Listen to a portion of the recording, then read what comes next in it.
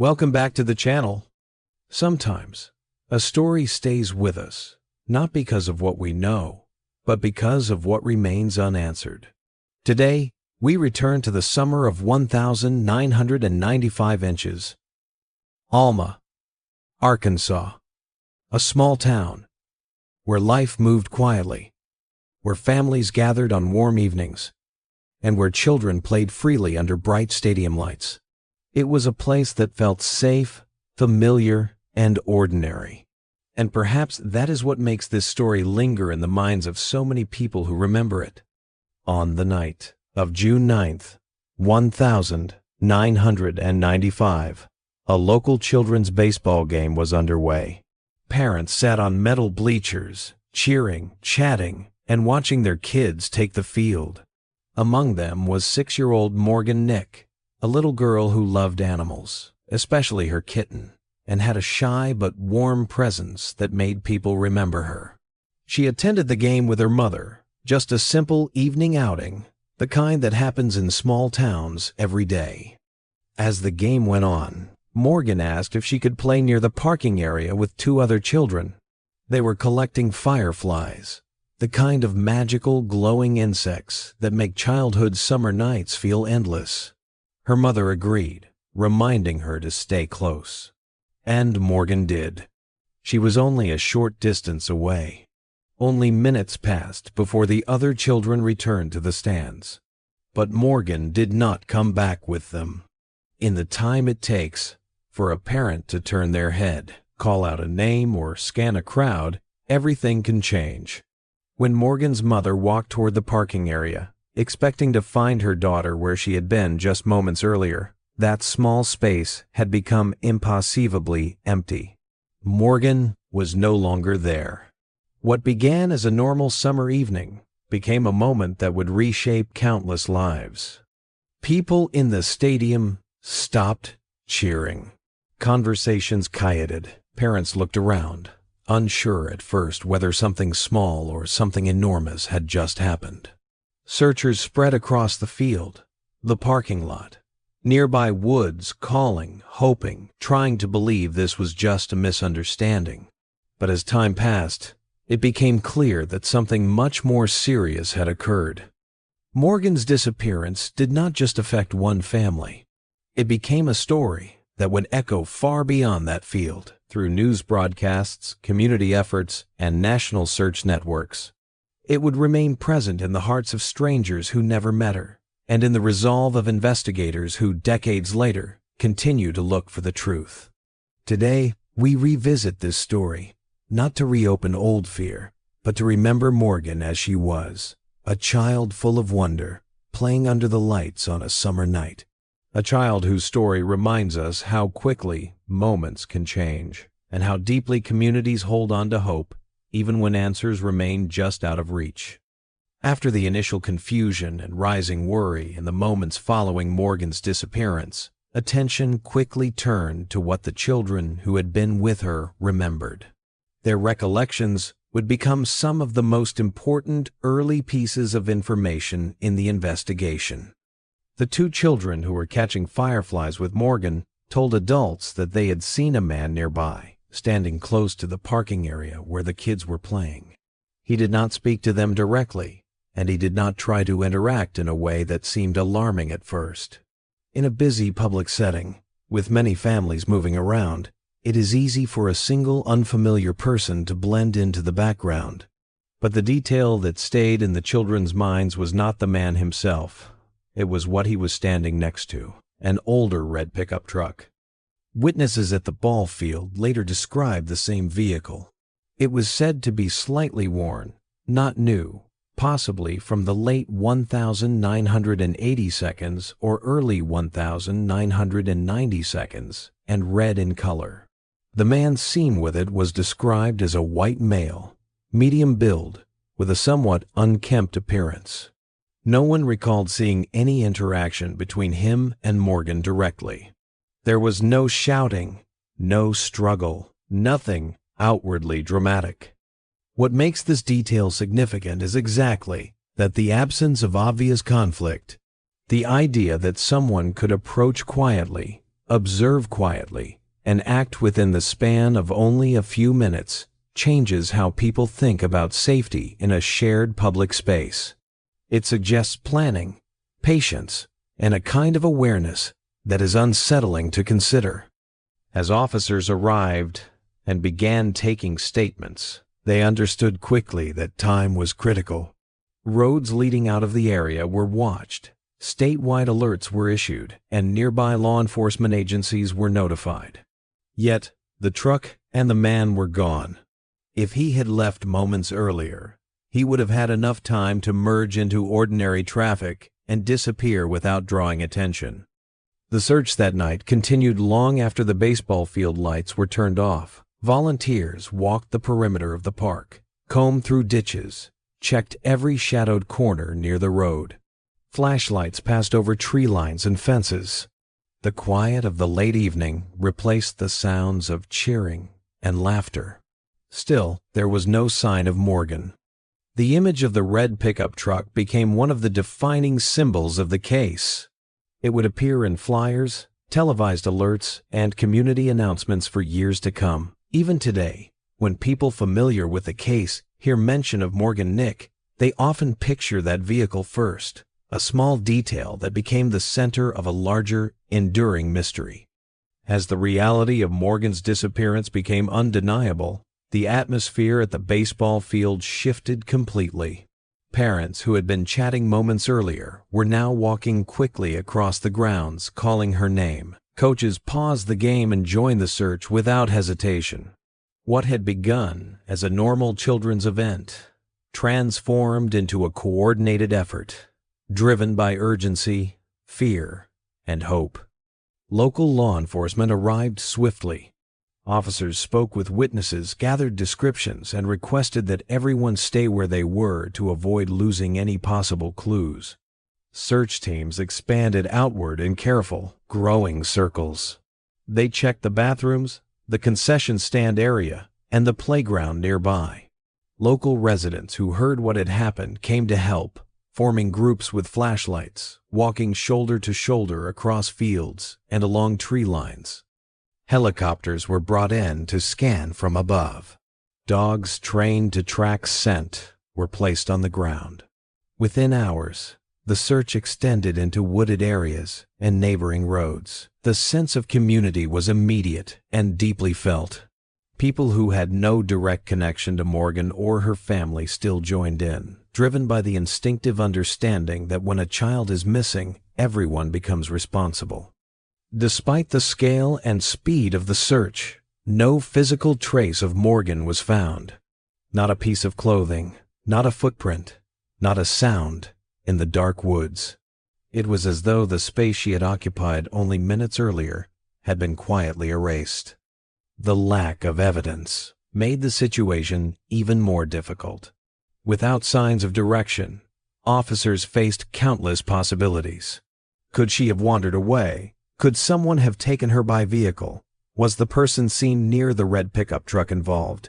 Every scenario carried different implications, timelines, and outcomes. As the night went on, news of Morgan's disappearance began reaching households across Alma and beyond. People left their lights on. Some waited by telephones. Others gathered in small groups to talk, speculate, and hope. The community was not simply frightened. They were shaken by how suddenly and silently the world they trusted could change.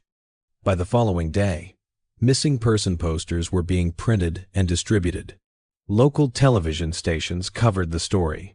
The image of Morgan, her smile, her bright eyes began appearing everywhere. The search grew into something larger than one town. Surrounding counties, state agencies, and national child alert networks offered support. Still, even as search efforts expanded across state lines and investigators began tracing every possible lead, the most painful reality remained. No one had seen what happened in that brief moment. The early hours were filled with movement, coordination, and hope, the kind that rises naturally before the full weight of uncertainty settles in. And although time has passed, many people in Alma still remember that night exactly. They remember the field lights, They remember the sudden silence, and they remember how a community tried, with everything it had, to bring a little girl home. In the weeks and months following Morgan's disappearance, the investigation continued with unwavering intensity. Officers pursued every lead, no matter how small. Calls came in from nearby towns, then from different parts of the state, and eventually from across the country. Each report of a possible sighting was documented, reviewed, and followed. Some leads brought temporary hope, but none brought answers. What stands out most about the case is that it was never treated as closed. From the beginning and continuing to this day, Morgan has been officially listed as a missing child, not a victim of a confirmed crime. No declaration of death has ever been made. This decision is not just a procedural detail. It reflects both investigative reasoning and the emotional truth of the case. Investigators believe there is still a chance that Morgan could be alive. Without concrete evidence proving otherwise, they cannot and will not make assumptions. The lack of physical evidence, while deeply frustrating, also means there is no definitive proof of harm. That possibility, however small, keeps the case open. For Morgan's family, this is more than a legal designation. It shapes how they continue to live. Her mother has spoken over the years about what it means to hold space for both grief and hope at the same time, to acknowledge the pain of not knowing while still believing that answers may come. This perspective also affects how the public remembers the case. Unlike many stories where the final chapter is known, Morgan's story remains unresolved. That unfinished quality means it stays in the present, not just in the past. It remains active, alive in memory, conversation, and investigation. Law enforcement agencies continue to review the case regularly. They revisit old evidence with new technology, re-interview witnesses, and look again at statements that, decades ago, may have been understood differently. Advancements in forensic science, data analysis, and digital records could still reveal something that was invisible in 1995. Meanwhile, age progression images of Morgan are updated and shared with the public every few years. These images are carefully created by specialists who consider facial structure, growth, and genetic traits. Each new portrait suggests who Morgan might look like today, older, but still herself. These images are reminders that time does not erase a person. It only changes them. Keeping a case open for nearly 30 years requires endurance from everyone involved. Investigators must continue to examine possibilities without becoming discouraged. Families must live with uncertainty. Communities must remember that unresolved stories still matter. But that is exactly what has happened. Morgan's case has not faded. It has not been forgotten. It remains where it has always been, at the intersection of loss, hope, and the unresolved silence of a moment that changed everything. As the years passed, investigators continued to review the case files, returning again and again to early witness statements and the description of the red pickup truck seen near the ball field. Among the hundreds of individuals interviewed and evaluated over time, one name began to stand out more clearly in later years: Billy Jack Lynx. Lynx was an Arkansas resident who had a history of concerning behavior involving minors. At the time of Morgan's disappearance, he owned a red pickup truck similar to the one described by witnesses. This single detail did not make him responsible, but it placed him in a category of heightened interest for investigators. Because the description of the truck had remained one of the strongest threads in the investigation, anyone matching that detail was taken seriously. When Lynx first came into view, investigators gathered what information they could about his movements and background. But the case faced an immediate complication. Lynx passed away in 2000, only 5 years after Morgan disappeared. His death meant that no direct questioning could take place, and no interview could clarify his actions, intentions, or knowledge. Instead, the investigative work had to rely on records, old statements, and physical evidence.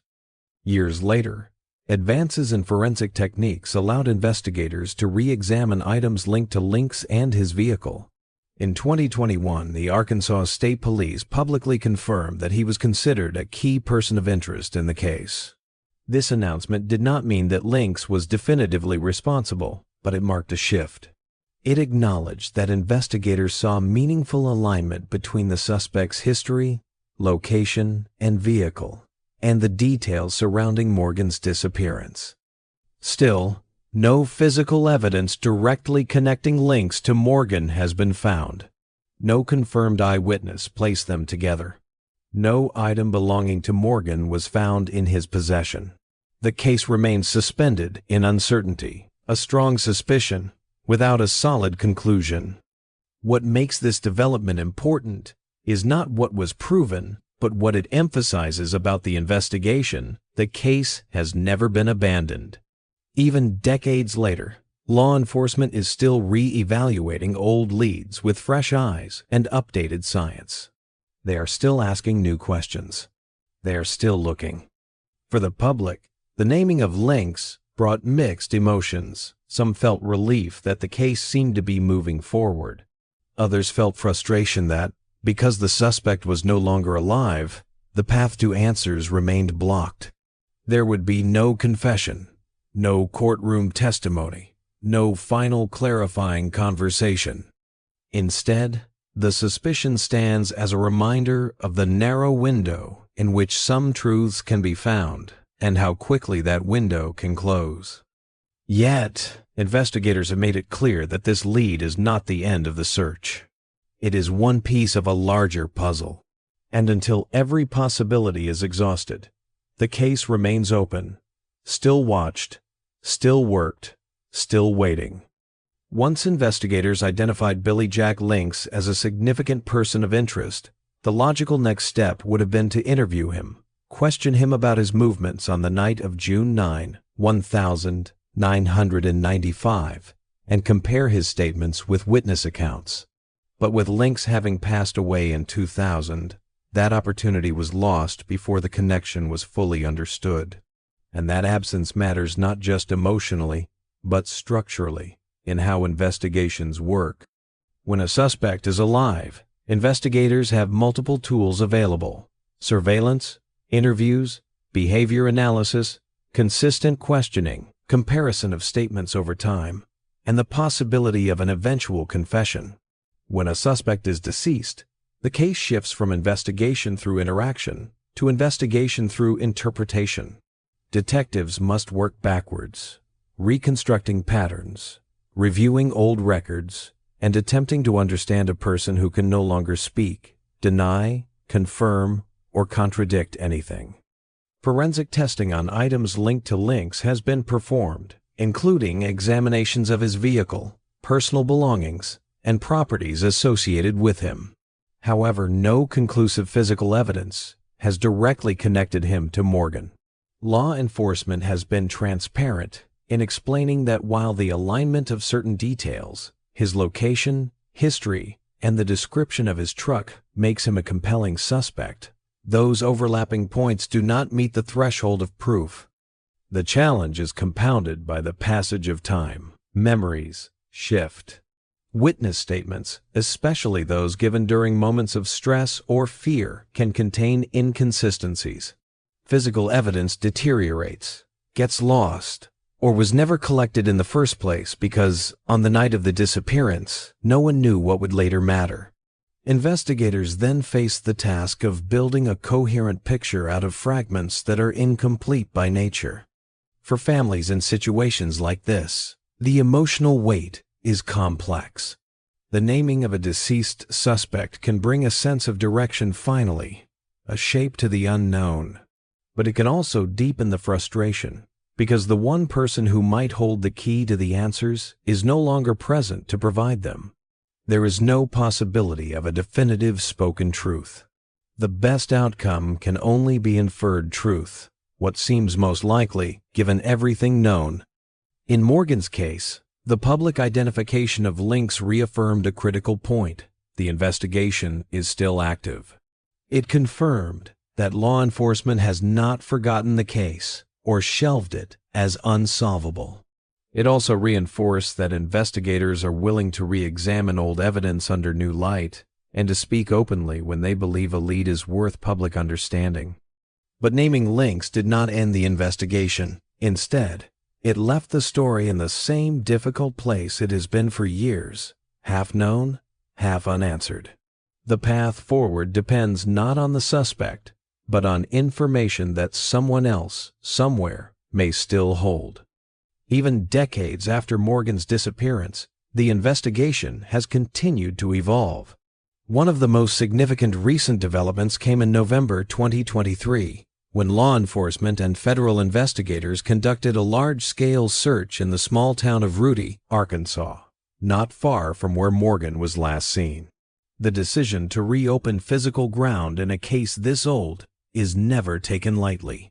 It requires credible information, available resources, and a clear strategic reason to believe that the location might hold relevance. The area searched was linked to past persons of interest and long-standing local rumors. Over time, communities develop stories, some grounded in fact, others shaped by fear, memory, or speculation. Investigators do not act on rumors alone. The 2023 search was prompted by what authorities described as new information from the public, as well as a re-evaluation of older data with more modern investigative tools. During the search, investigators used ground-penetrating radar, a technology that allows teams to detect disturbances beneath the soil without digging blindly. They also brought in cadaver dogs, trained to detect scents associated with human remains, even after many years. The presence of both specialized technology and trained animals indicated that authorities were conducting the search with deliberate care and precision. Local roads were temporarily restricted, and law enforcement remained on site for several days. Community members watched from a distance, aware of the emotional weight of what might or might not be uncovered. For some, the search represented hope, an opportunity to finally learn something concrete. For others, it was a painful reminder that the case remains unresolved. When the search concluded, officials reported that no evidence linked to Morgan was found at the location. No remains, no personal items, no physical trace that could be connected to the night she disappeared. To some, this outcome was discouraging. After so many years, any active movement in the case feels heavy with expectations. But to investigators, the search was not a failure.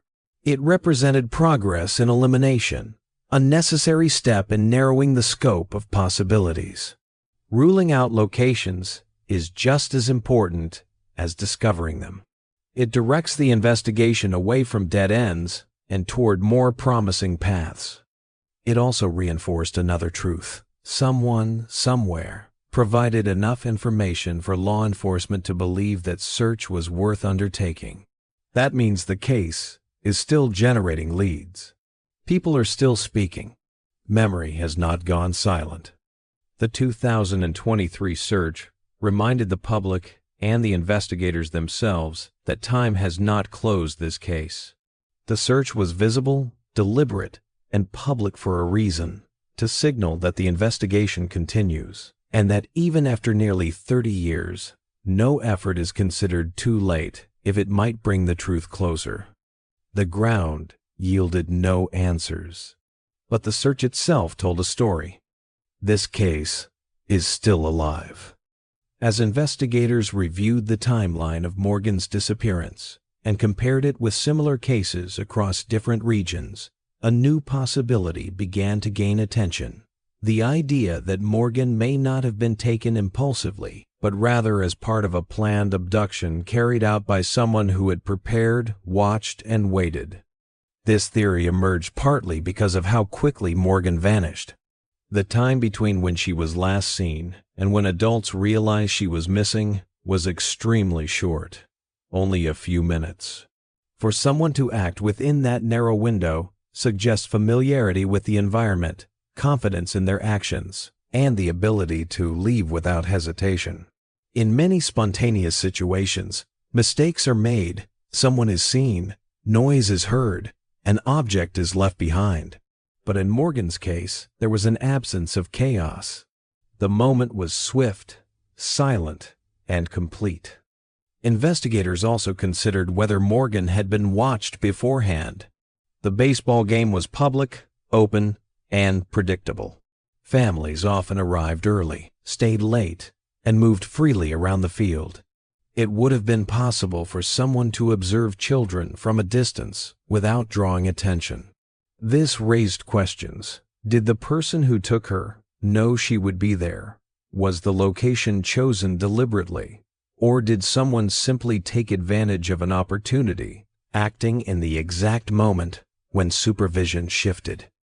Over time, the idea of organized child exploitation networks entered the investigative conversation not because of sensational claims, but because numerous cases in the 1992 and early 2000s revealed that children were sometimes moved across state lines quickly and discreetly. If Morgan had been taken by someone with access to transportation and pre-planned routes, she could have been out of the immediate area before law enforcement even began searching. This possibility does not suggest certainty.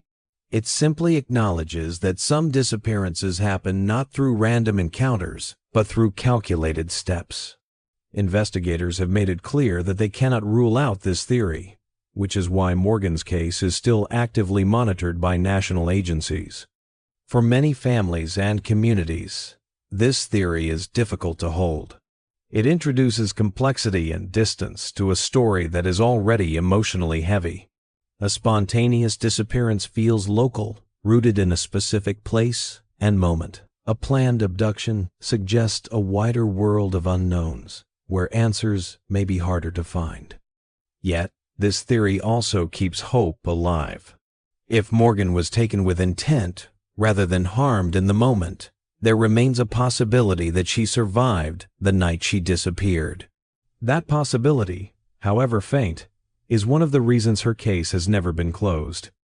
The planned abduction theory does not provide resolution, but it provides reason, a reason to keep searching, keep asking, and keep believing that part of this story still waits to be uncovered.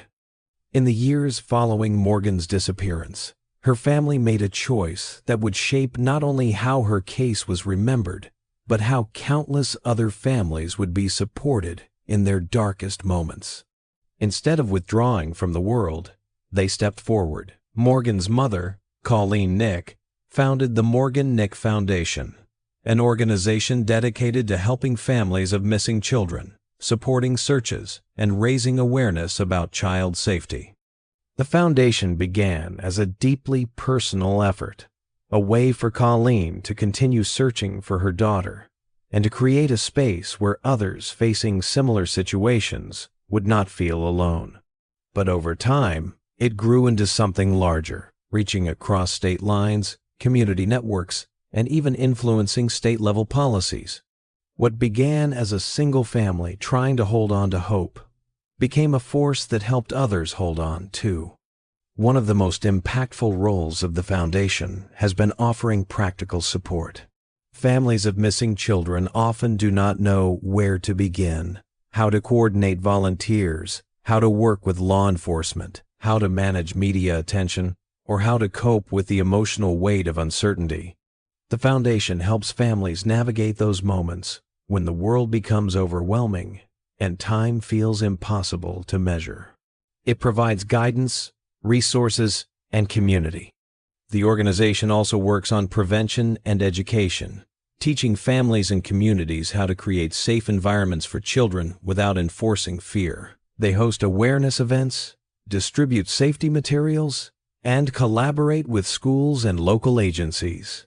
The goal is simple: to protect children by giving adults the tools to notice risk before something happens. Over the years, Colleen has remained a visible and steady voice. She has spoken on news programs, attended awareness walks, worked with law enforcement, and stood alongside families who are just beginning their own searches. Her presence alone carries meaning not because it promises resolution, but because it shows what it looks like to continue, even when the path ahead offers no clear answers. The Foundation's work also keeps Morgan's story active in public memory. Instead of fading into the past, her name remains connected to efforts that help others today. Her story is no longer just about one night in 1995. It is about every family who has looked into the space where their child should be and found silence instead. In this way, Morgan's life continues to shape the lives of others.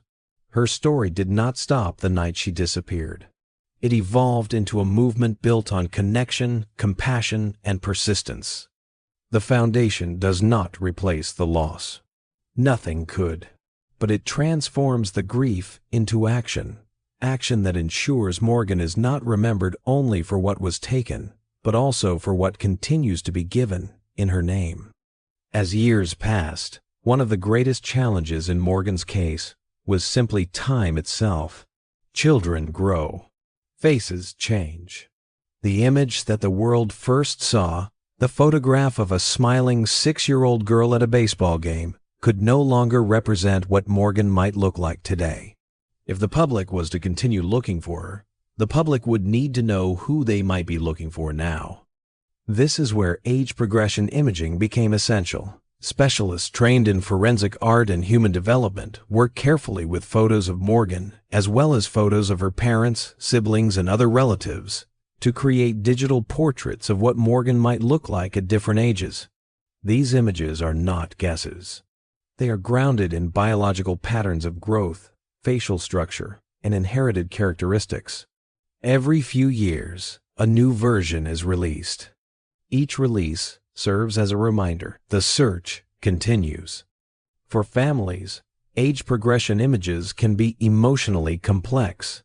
They offer hope. Hope that the child may still be somewhere in the world, alive, recognizable. But they also underscore the years that have passed, the milestones missed, the birthdays uncelebrated as they should have been. A 6-year-old smiling in summer light becomes a teenager, then a young adult, then a woman in her 20s. Each version an echo of the child who once chased fireflies. For the public, these images keep Morgan's story from drifting into the category of forgotten tragedies. They are shared online, printed on missing persons cards, featured in news stories, placed on bulletin boards, and distributed through law enforcement channels. Someone, somewhere, might recognize a face that resembles the older Morgan. Someone might remember something they once overlooked. Age progression technology also reflects a deeper truth about the investigation. Uncertainty does not mean absence. The fact that Morgan has never been found does not prove what happened to her. Without evidence of harm, the possibility that she survived continues to exist. And as long as that possibility remains, the images continue. For investigators, these updated portraits are not symbolic. They are practical tools. A person living under a different name, in a different environment, may one day cross paths with someone who recognizes a familiar expression, eyes that look like the ones on a poster they once saw. And for Morgan's family, the images are acts of remembrance and resilience. They insist that Morgan is more than a missing poster from 1995. She is someone who has continued to grow in their minds, in their lives, and in the work done in her name. Age progression does not resolve the story, but it refuses to let the story disappear. It keeps Morgan visible. It keeps her someone, not just someone lost. It keeps hope present in the world, year after year. Today, nearly 30 years after Morgan disappeared, the case remains open and active. It has never been placed into storage, never marked as resolved, and never treated as a story that has ended. Investigators from the Arkansas State Police, the FBI, and local law enforcement continue to review the file regularly. What this means in practice is that the case is not simply sitting in a drawer. It is still a living investigation. Every so often, New information arrives, sometimes through tips submitted online, sometimes through conversations that surface in the community, and sometimes through the renewed attention that occurs when the case is featured in media coverage. Even small pieces of information are taken seriously. In a case built on fragments, any new fragment matters. Advances in technology have also changed what is possible. In the mid-1990s, certain investigative tools, genetic genealogy, large-scale data cross-referencing, advanced forensic imaging simply did not exist. Today, these tools are reshaping how cold cases are approached. Files that once seemed complete are now reviewed under entirely new methods. Statements are reinterpreted, timelines are reconstructed digitally, and evidence that once revealed nothing may now reveal something meaningful. Morgan's case continues to receive this level of attention. But the investigation is not the only force keeping the case alive. The community itself remembers. Alma is not a large city, and people who were present in 1995 still live there. They remember where they were sitting when the game was paused. They remember seeing searches stretch across fields late into the night. They remember a moment when the ordinary fabric of a small town was suddenly pierced by the unknown. Even those who were not alive at the time have grown up with Morgan's story. Her name is part of the town's identity, not as a tragedy to be whispered about, but as a reminder of why communities look after one another. That memory is not frozen in grief. It has changed shape, becoming something quieter but deeply persistent. And beyond Alma, the case remains familiar to many across the United States. For people who follow missing person investigations, Morgan's disappearance is one of the cases that is often remembered, a case with unanswered questions, enduring hope, and an image of a child whose story refuses to fade. The persistence of the case reveals something important. It is possible for a story to remain open without being stagnant. It is possible for hope to exist alongside realism. It is possible for a community to carry a memory without letting it harden into despair. Morgan's story continues, not because people cannot let go, but because there is still room for truth to emerge. When a case has remained unsolved for as long as Morgan's, it is easy to assume that all possible answers have already been uncovered, that everything that could be known is known. But this case continues to show that time does not only create distance, it also creates opportunity. New science emerges. People reconsider what they once believed. And silence, which may have felt safe or necessary years ago, can become heavy enough to break. Investigators emphasize that the most important missing piece may still be in someone's memory, perhaps a detail that seemed unimportant at the time, a person who was seen but not questioned, a story overheard, a license plate partly remembered. Small pieces, forgotten or dismissed, can suddenly become crucial when placed in the right context. That is why both the family and law enforcement continue to encourage anyone with the slightest recollection to come forward.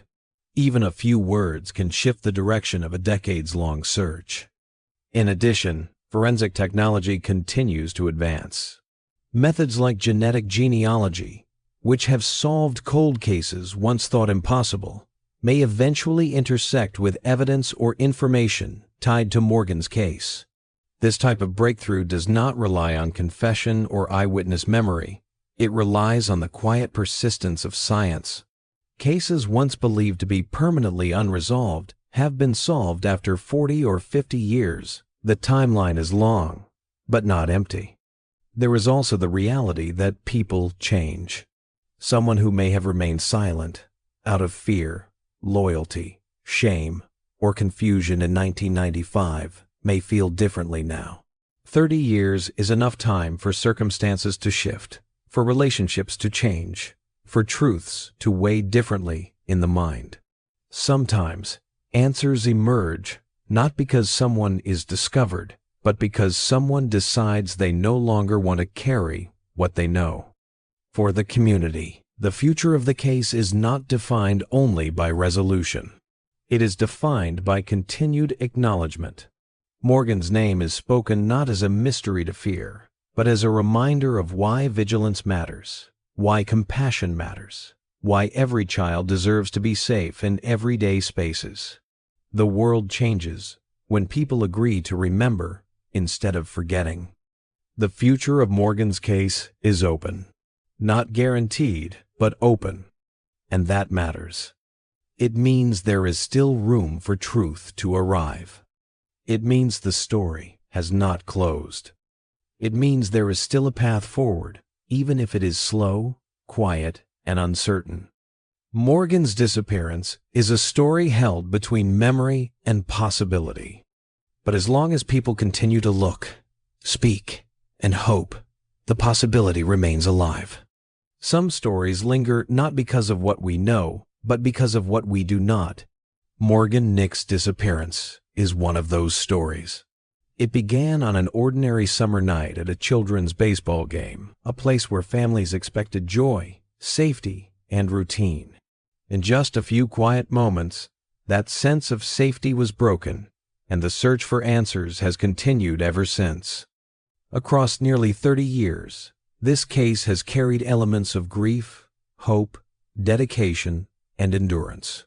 Investigators have followed hundreds of leads. Communities have joined hands in searching fields, forests, roads, and towns. Age progression portraits have kept Morgan's face in the public eye, and her family has transformed their personal loss into a foundation that helps others prove that courage can rise from heartbreak. And yet, the most important part of this story is that it remains open. It is not finished. Evidence continues to be evaluated. Tips continue to be reviewed. Technology continues to advance. And someone, somewhere, may still hold a piece of the truth. If you have ever lived in a small town, or stood under field lights on a warm evening, or watched a child chase fireflies, then Morgan's story resonates. It asks us to remember that ordinary moments are precious, and that the responsibility to protect one another is shared by all of us. If you are watching this, and something in this story feels familiar, a detail, a memory, a face, a place, please consider reaching out to the appropriate authorities. Even after many years, one small detail can change everything. Thank you for spending this time here, for listening, and for remembering Morgan with compassion and clarity. Stay well, take care of one another, and I will see you in the next story.